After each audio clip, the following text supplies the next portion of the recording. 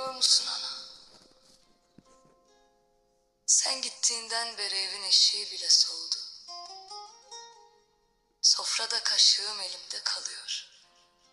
Lokmalar boğazıma diziliyor. Her bayram sabahı kapıya bakıyorum.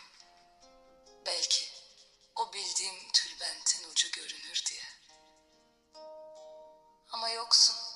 Kara toprak seni benden değil, beni hayattan kopardı ana. Derde katanım var. Alıram satanım var.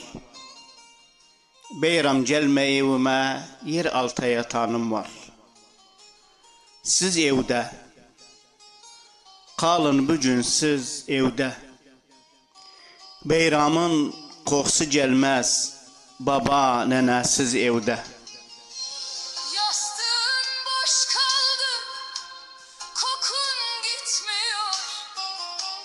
Dertlerim dizildi, çilem bitmiyor.